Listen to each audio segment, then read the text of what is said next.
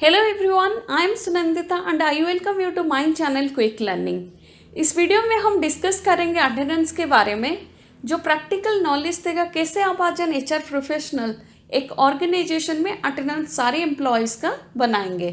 If you are visiting my channel for the first time, please subscribe to my channel. इस video को end तक जरूर देखें।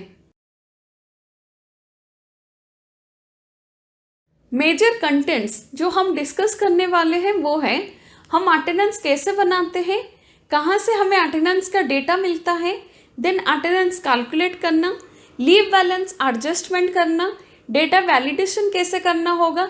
ये सब टॉपिक के साथ साथ हम थोड़ा अटेंडेंस हिस्ट्री के बारे में डिस्कस करेंगे। Time travel in attendance. Attendance word हम सब अपने बचपन से सुनते आ रहे हैं। आज ये वर्ड अटेंडेंस ये वन हुआ था 14th सेंचुरी में। जो अटेंडेंस वर्ड है वो फ्रेंच वर्ड अकेक से आया है in 14th century, which was modified later as a word attendance. Attendance word comes into existence in the year 1800. That means number of people present. ये जो दौर था ये स्टार्ट हुआ था इंडस्ट्रियल रिवॉल्यूशन से। The first time attendance clock invented in 1888 and mechanical time clock is used to punch day in and punch day out in thick paper card, which is known as time card. In 1958, International Time Recorder was invented by IBM. First punch card system with microprocessor came in the year 1979. Today's time clock is more sophisticated, advanced, जो easily monitor कर सके attendance data. Modern time attendance software system take advantages of networking protocol to link time clock with computers, जो access कर सके remote locations attendance data like geo location tracking. ये एक example है employee attendance sheet month of June 2020। आप जो भी month के अटेंडेंस बनाएंगे अकॉर्डिंगली मेंशन करना होगा। नेक्स्ट हमें अटेंडेंस कहाँ से मिलता है? बायोमेट्रिक से, कंपनी के रजिस्टर से और एल्स अटेंडेंस सॉफ्टवेयर से मिल सकता है। फर्स्ट सीरियल नंबर, ये हमेशा नंबर ऑफ एम्प्लॉयज के बारे में बताता है, जैसे इस केस में 3 एम्प्लॉयज के डिटेल्स में ले रखी हो। सेकंड कंपनी नेम, आज पर माय एग्जांपल ये XYZ टेक्नोलॉजीज के अटेंडेंस के ऊपर मैं काम कर रही हूँ। आप जो भी कंपनीज के अटेंडेंस बनाएंगे आपको उस कंपनी का नाम यहाँ पर मेंशन करना होगा।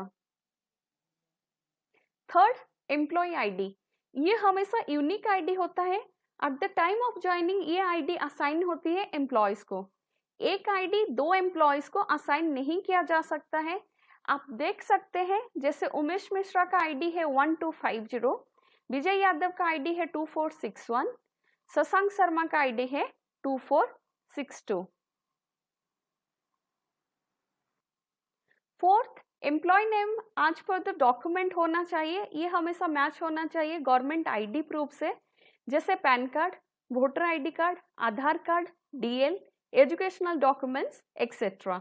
Monthly attendance employees name list हमेशा मंथली मास्टर डेटा शीट से मैच होना चाहिए। Fifth date of joining, as per the offer letter और अपॉइंटमेंट लेटर होना चाहिए। अपॉइंटमेंट लेटर क्यों? Because few companies they directly send appointment letter instead of offer letter. Sixth designation, जो employees का current designation है वो मेंशन करना होगा।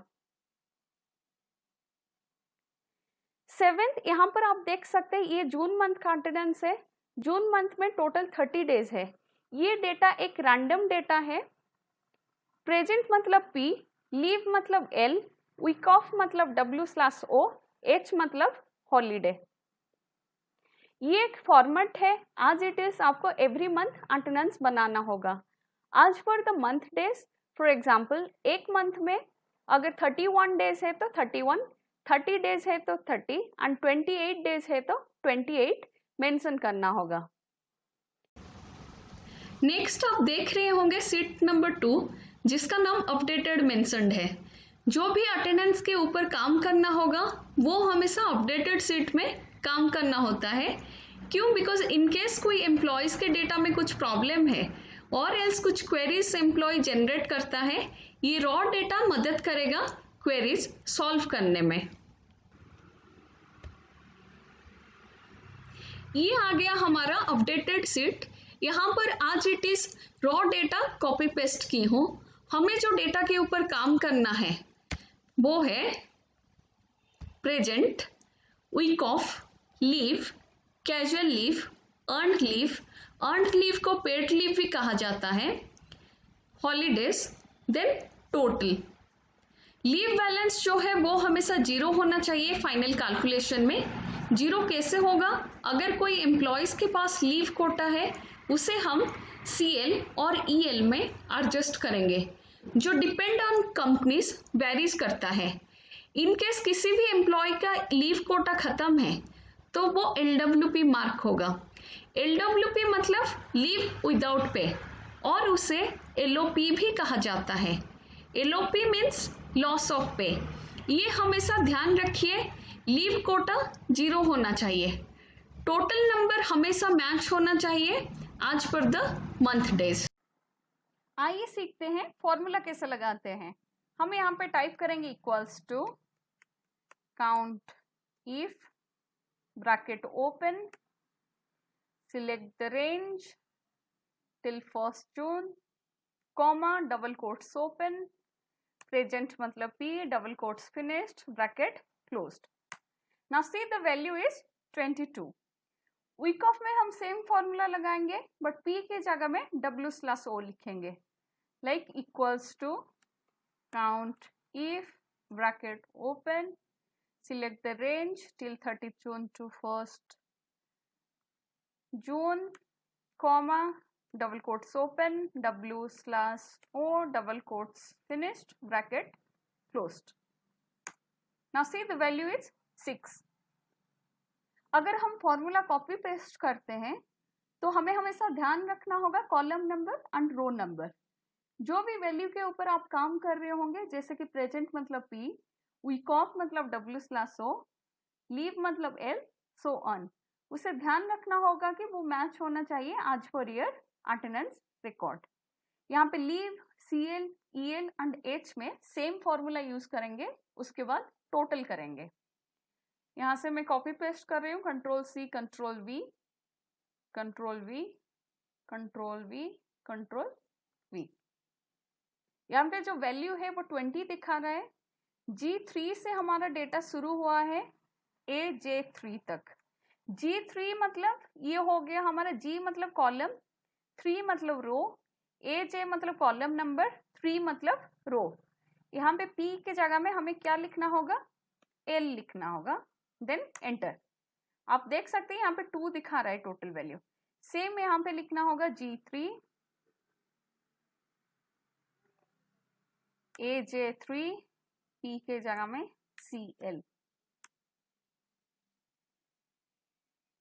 EL के जगह में G3, column number G, row number 3, AJ column number, row number 3, P के जगह में यहाँ पे लिखना होगा EL, एंटर। H के जगह में सेम G3, AJ3, P के जगह में H, एंटर। टोटल में क्या करना होगा? Equals to sum, bracket open, select the range till P to H, और else P plus week off plus L plus CL plus EL plus H, bracket closed. Now enter. See the value is 30। अगर यहाँ पे हम double click करते हैं, ये automatically value हमारा show करेगा। यहाँ पे लीव कोटा जो है हमें इसको 0 करना होगा टोटल फाइनल कैलकुलेशन में, बिकॉज यहाँ पे 2 दिखा रहा है, यहाँ पे 1 दिखा रहा होगा, आप देख रहे होंगे। इसको हमें कैसे 0 करना होगा? L जहाँ पे लिखा है, यहाँ पे मान लीजिए मैं CL लिख रही हूँ, और एक यहाँ पे EL, और एक यहाँ पे EL। आप देख रहे होंगे, पहले आपने देखा होगा यहाँ पे 2 लिखा गया था, जो लीव एक CL में एडजस्ट हुआ है, एक EL में, और यहाँ पे एक EL में। रिमार्क्स में आपको क्या करना होगा? अगर किसी एम्प्लॉय का सैलरी होल्ड करना है, किसी को सैलरी आपने एडवांस दिया है और कोई न्यू एम्प्लॉय ज्वाइन किया है आपके कंपनी में, कोई रिजाइंड है, इस तरह का कमेंट यहाँ पे आपको मेंशन करना होगा, जो हेल्प करता है आगे फाइनेंस डिपार्टमेंट को सैलरी प्रोसेस करने में। अगर हमें चेक करना होगा कौन से एम्प्लॉय कितने दिन प्रेजेंट है, कितने दिन उसने लीव लिया है और लीव उसका कहाँ पे एडजस्ट हुआ है CL और EL में, वो सारे वैल्यू जानने के लिए क्या करना होगा, आपने हाइड करना होगा आपको यहाँ पे। जैसा आप देख रहे होंगे उमेश मिश्रा जो है टोटल 22 डेज प्रेजेंट है, 6 डेज वीक ऑफ उसका है, लीव 2 था जो एक CL में एडजस्ट हुआ है, एक EL में एडजस्ट हो गया, टोटल बैलेंस हो गया 30। विजय यादव जो है उसका 24 डेज प्रेजेंट, 6 डेज उसका वीक ऑफ है, लीव कोटा 0 है, टोटल हो गया 30। Shashank Sharma 23 days present, 6 days week off, leave उसका एक था जो एडजस्ट हुआ है EL में, टोटल हो गया वैल्यू 30। नेक्स्ट हम डिस्कस करेंगे कुछ टिप्स जो आपको मदद करेंगे अटेंडेंस बनाने में। टिप नंबर 1, अटेंडेंस कैलकुलेशन को हमें दूसरे शीट में करना चाहिए। क्यों? ये हेल्प करता है डेटा वैलिडेशन में। Tip number 2, always remember column number and row number, जो मदद करेगा एरर फ्री वर्क करने में। टिप नंबर 3, टोटल वैल्यू हमेशा मैच करना चाहिए मंथ डेज के साथ। टिप नंबर 4, लीव अटेंडेंस हमेशा एडजस्ट करना होगा लीव बैलेंस से, जो आपका फाइनल कैलकुलेशन में लीव अटेंडेंस को 0 करेगा। टिप नंबर 5, लीव कोटा जैसे कि CL और EL अगर खत्म हो जाएगा तो वो LWP और LOP में कंसिडर होगा। टिप नंबर 6, अटेंडेंस कैलकुलेशन में फॉर्मूला हमेशा सेम रहेगा। Tip number 7, always mention your comment in remark column, जो मदद करेगा फाइनल सैलरी प्रोसेस में। If you have any doubts आप मेरे मेल ID पे मेल कर सकते हैं learningquick1@gmail.com। Please don't forget to like, share and subscribe to my channel. Make sure you hit the subscribe button below and click on the bell and turn on the notification. Thank you for the support.